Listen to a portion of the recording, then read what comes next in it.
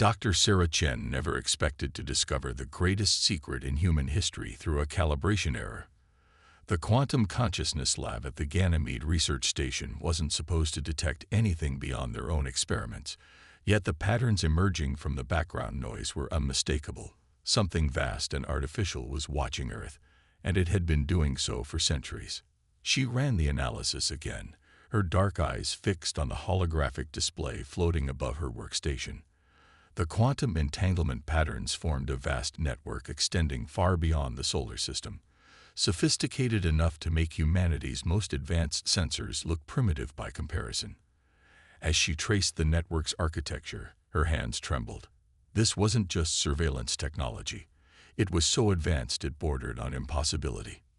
"Director Maxwell needs to see this immediately," she muttered, already composing the secure message in her mind.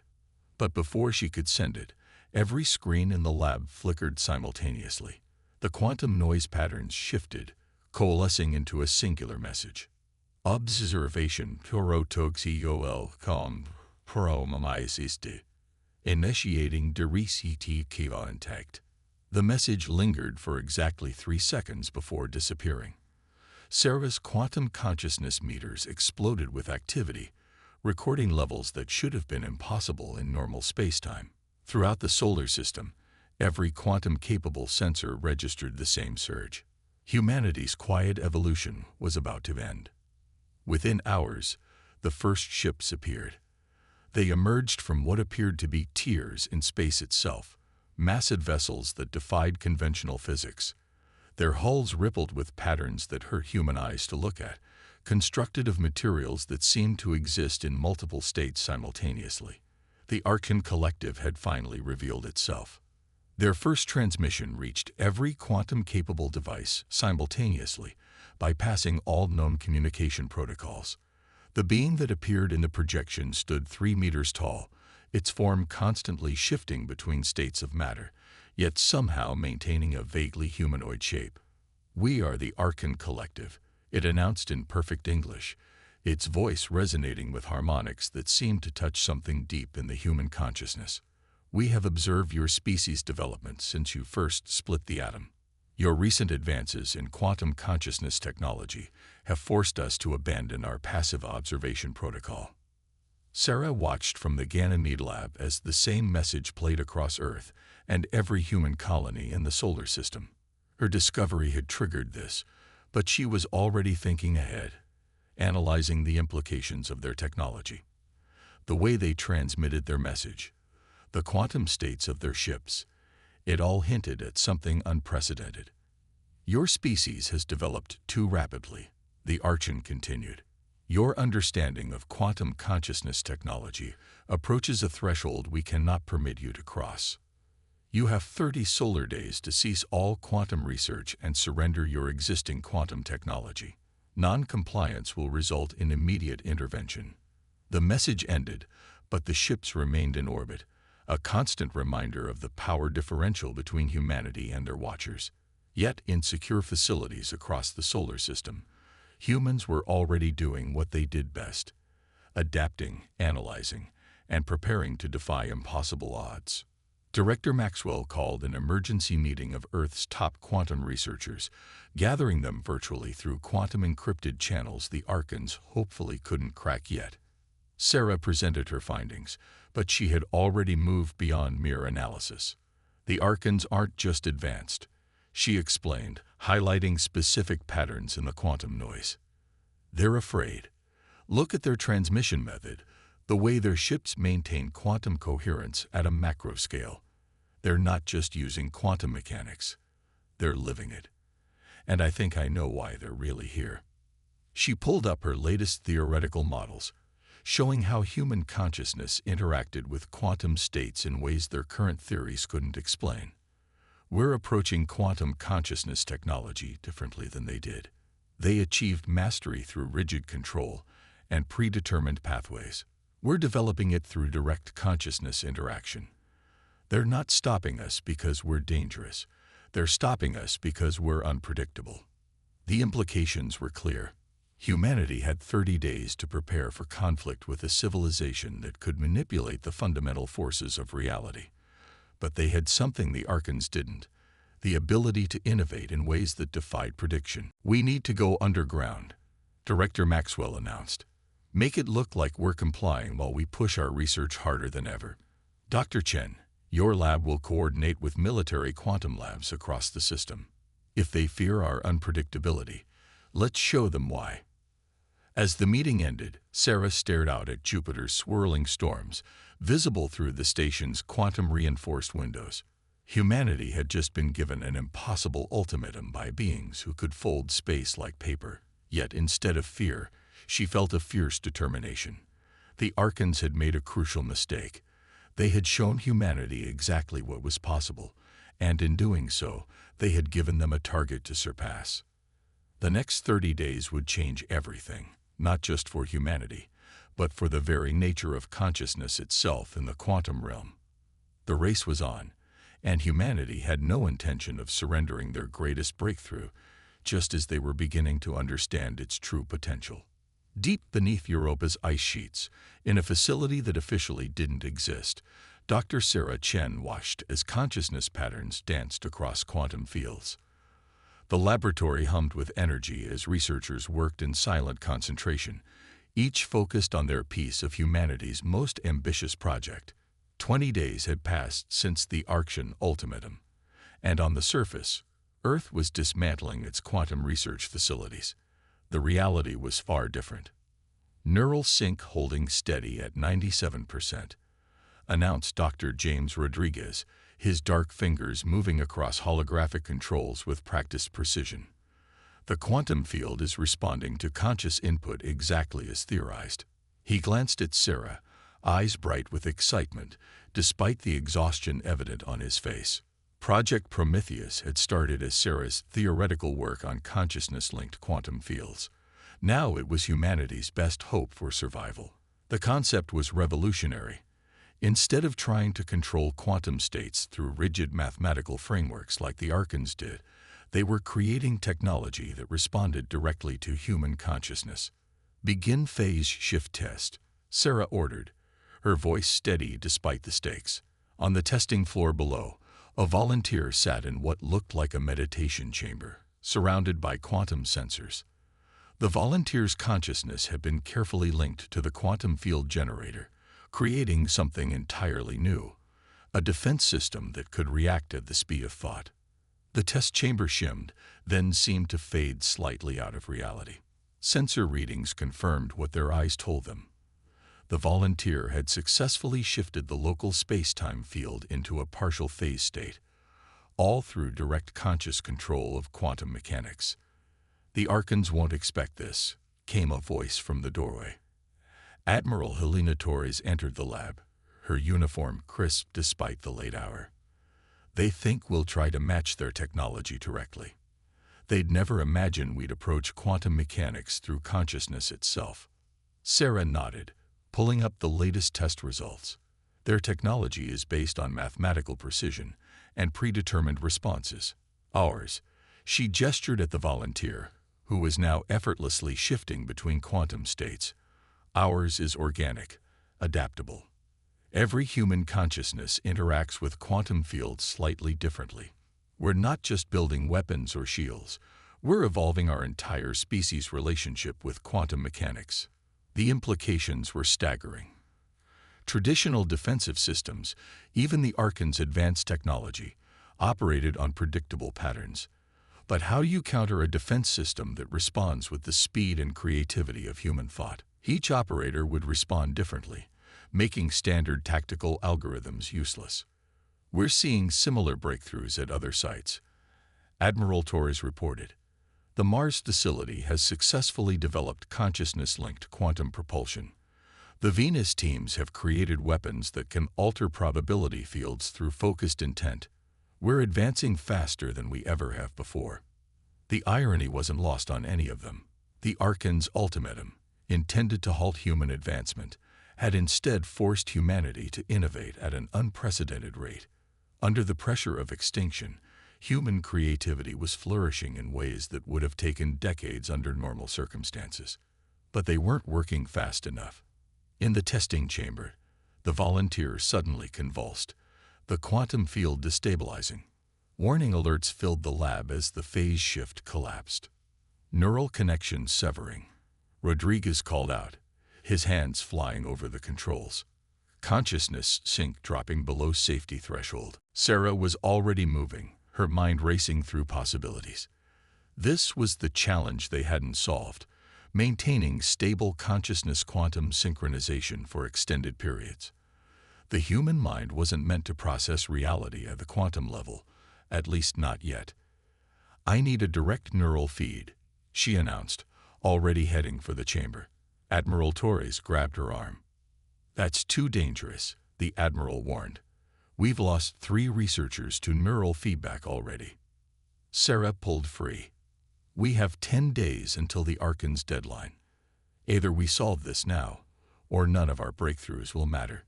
She entered the chamber, settling into the neural interface chair.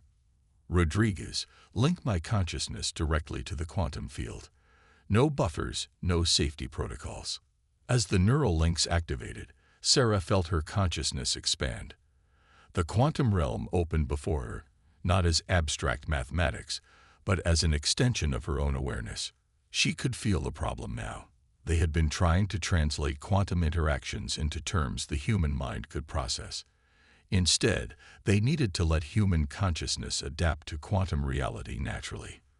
"Adjust the field harmonics to match my neural patterns," she called out, her voice strained as her mind grappled with concepts it was never designed to handle. "Don't try to make quantum mechanics make sense to human consciousness. Let human consciousness evolve to understand quantum mechanics." The pain was intense as her mind stretched to encompass new dimensions of reality, but Sarah held on.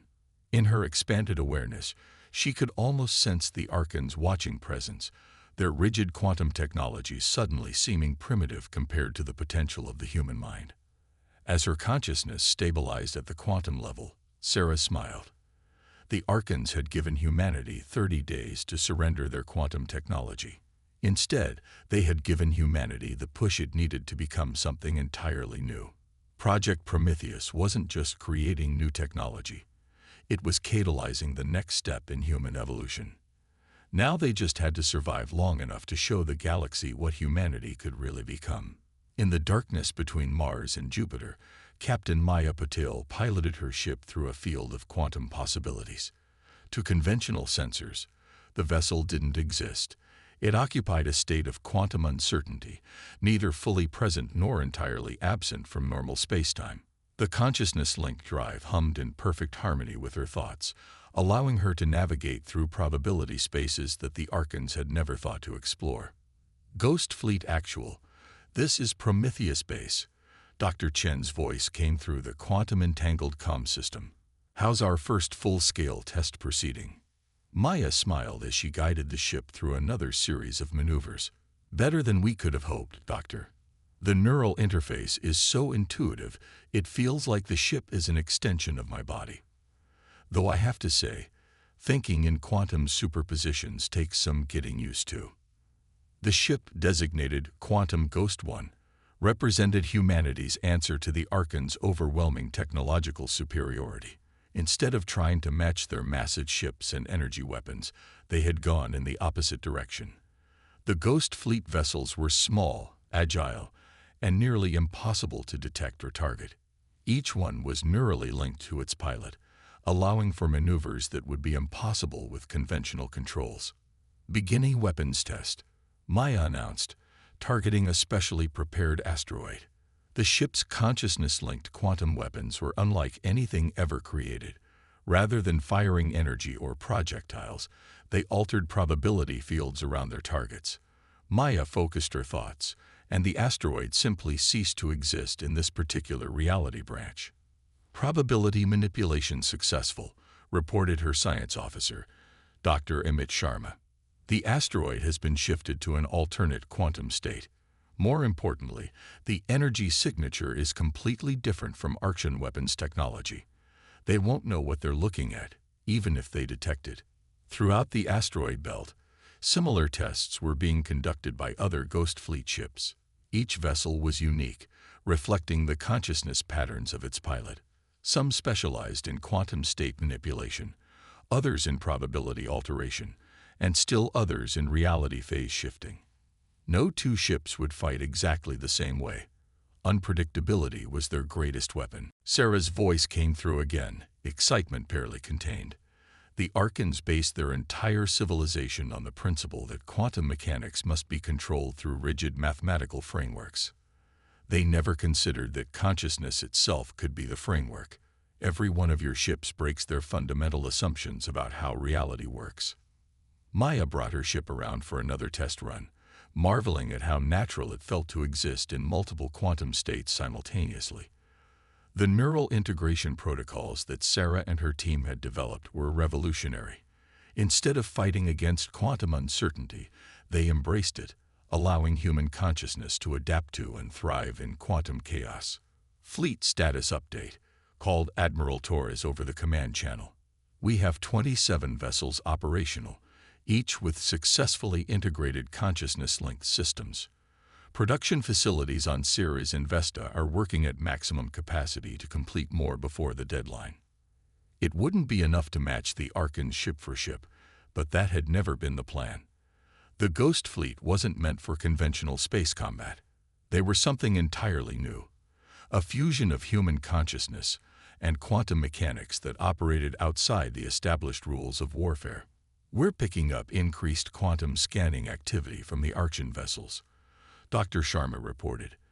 They're getting more aggressive in their surveillance as the deadline approaches.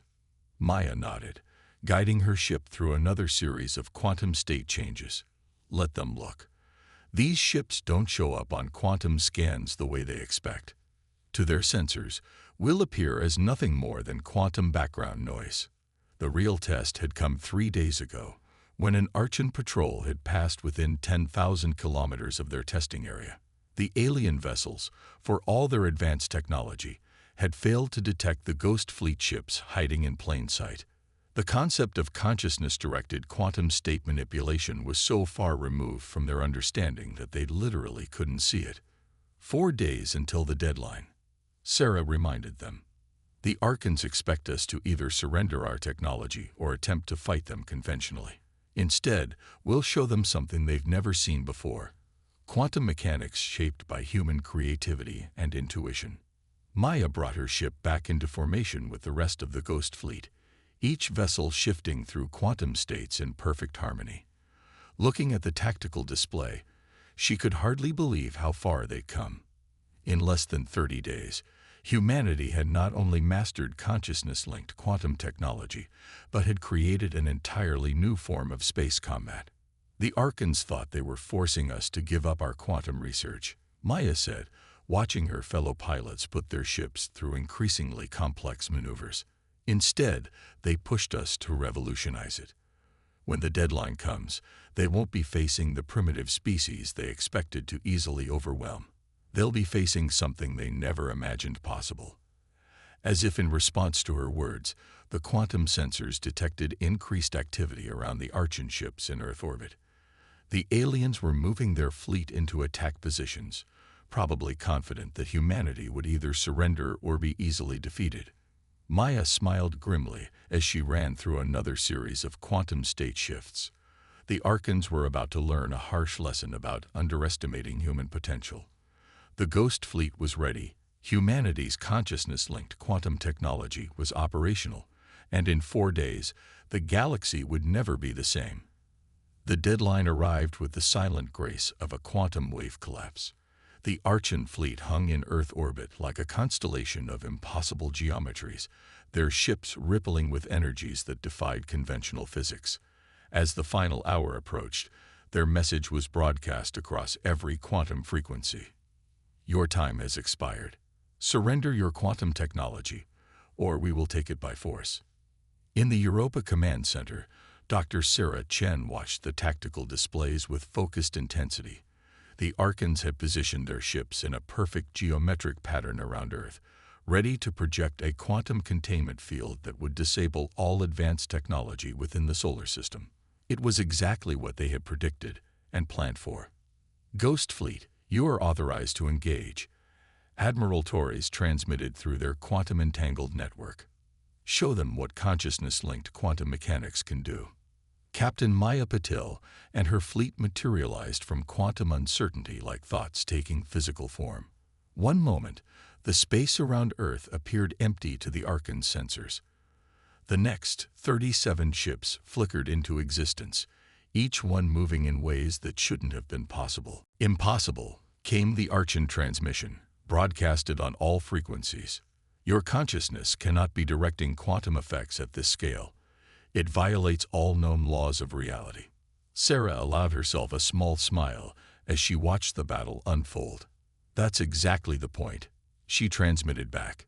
You built your civilization on the assumption that quantum mechanics must be controlled through rigid mathematical frameworks. We discovered that consciousness itself can be the framework.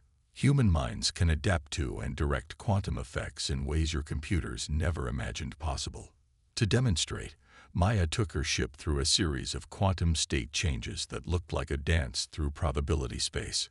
Her consciousness guided the vessel through dimensions that the Archon's sensors couldn't even detect, appearing and disappearing like a thought moving through memory. Your technology requires absolute precision and control, Sarah continued. Ours embraces uncertainty and chaos. We don't fight quantum probability. We think in quantum probability. And that's why you can't beat us. You can't defeat an enemy whose every action exists in a superposition of possibilities until the moment of choice. The battle had become a demonstration rather than a true fight. The Ghost Fleet moved through the Archon formations at will, disabling weapons systems and disrupting quantum fields without causing any actual harm. They were showing the aliens something they had never seen before: consciousness and quantum mechanics working in perfect harmony. In the Europa Command Center, Admiral Torres watched the tactical displays with satisfaction. "Send the final message," she ordered. Sarah nodded, transmitting on all frequencies. "You came here to prevent us from advancing our quantum technology because you feared what we might become. But in doing so, you forced us to evolve faster than we ever could have on our own. The question now is, will you continue to fight against this evolution, or will you join us in exploring what consciousness-linked quantum mechanics can really achieve?" The Archon fleet hung motionless in space, their perfect formations shattered, their weapons proven useless against an approach to quantum mechanics they had never conceived possible. Humanity had done more than survive their ultimatum. They had transcended it. The quantum storm above Earth gradually settled as both fleets held their positions. The Archon ships, their perfect formations now scattered, pulsed with uncertain energies. After 10 minutes of absolute silence, a new transmission cut across all frequencies, different from the commanding tone they had used before. "We request dialogue," the Archon consciousness announced. "Your demonstration indicates an understanding of quantum mechanics that contradicts all established principles. We must comprehend." In the Europa Command Center, Dr. Sarah Chen exchanged glances with Admiral Torres. This was the moment they had hoped for. Not just survival, but the opportunity to change the galaxy's understanding of what was possible. "I volunteer to make direct contact," Sarah said, already moving toward the quantum consciousness chamber. "Their entire civilization is based on quantum mechanics. They need to experience our approach firsthand to understand it." The meeting was arranged in quantum space, a realm between conventional dimensions where consciousness could interact directly. Sarah's mind merged with the quantum field, her awareness expanding beyond normal spacetime. She perceived the Archon consciousness as a rigid lattice of quantum possibilities, beautiful in its precision, but limited by its very perfection.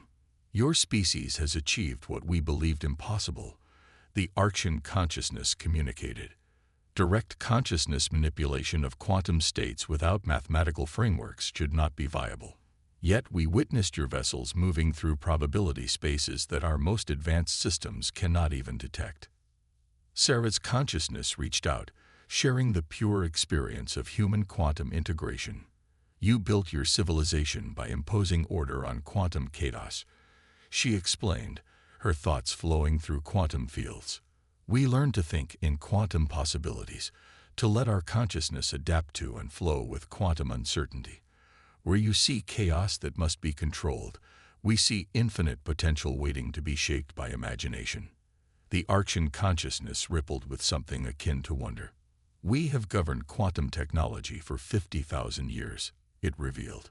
In all that time, we never considered that consciousness itself could be the framework for quantum manipulation. The implications are revolutionary, Sarah completed. But that's what humanity does best. We take established limits and find ways around them, through them, or completely redefine them. You feared our rapid advancement because it didn't follow your patterns, but that very unpredictability is what led us to this breakthrough. Through their quantum space connection, Sarah shared the full experience of consciousness-linked quantum technology, the way human minds could adapt to think in quantum superpositions, how intuition and creativity could shape probability fields in ways no computer could match. The Archean consciousness absorbed each revelation with growing understanding. We came to halt your development, the Archean admitted. Instead, you have shown us a path of development we never imagined. Our civilization has been stagnant, trapped by our own assumptions about what is possible. In orbit, the Ghost Fleet maintained their positions, each ship a testament to human innovation. Captain Maya Patil guided Quantum Ghost 1 through a series of elegant state changes, demonstrating how consciousness and quantum mechanics could work in perfect harmony. We offer an exchange, the Archean consciousness proposed. We will share our 50,000 years of quantum knowledge, and in return, you will teach us how to transcend our self-imposed limitations. Together, we could explore aspects of reality neither of our civilizations could reach alone. Sarah felt the sincerity in the quantum fields between them. The Archons hadn't been malevolent in their attempt to stop human development. They had been afraid of change, of chaos, of anything that didn't fit their rigid understanding of reality. Now that fear was transforming into curiosity. The galaxy is entering a new age, Sarah broadcasted to all ships, both human and Archean. Not one of conflict between order and chaos, but of synthesis between structure and creativity. The rigid patterns of the past merging with the unlimited potential of consciousness-driven quantum mechanics. The Archean ships began powering down their weapons, their quantum fields shifting to harmonize with the Ghost Fleet's probability patterns. Where there had been two opposed forces, there was now the beginning of cooperation, of mutual exploration into realms of possibility neither side had fully imagined. In the Europa Command Center, Admiral Torres watched the tactical displays shift from combat patterns to collaborative quantum field interactions. Humanity's greatest strength, she mused, has always been our ability to turn adversity into opportunity. The Archons gave us an ultimatum, and we turned it into a revolution. Sarah's consciousness began the careful process of withdrawal from quantum space, but not before sharing one final insight with the Archean consciousness. You came to prevent us from reaching a threshold you thought was dangerous. Instead, you helped us cross a threshold no one knew existed. The real question is, what impossible boundaries will we transcend next? As the Ghost Fleet escorted the Archean ships into peaceful orbit positions, the quantum fields around Earth rippled with possibility. Humanity had not just survived their first contact with an advanced civilization, they had fundamentally changed it. The age of rigid quantum mechanics was ending, and an era of consciousness-driven quantum evolution was about to begin. In the depths of quantum space, human and Archean consciousness began their first true exchange of knowledge, marking the start of a partnership that would reshape the very fabric of reality itself.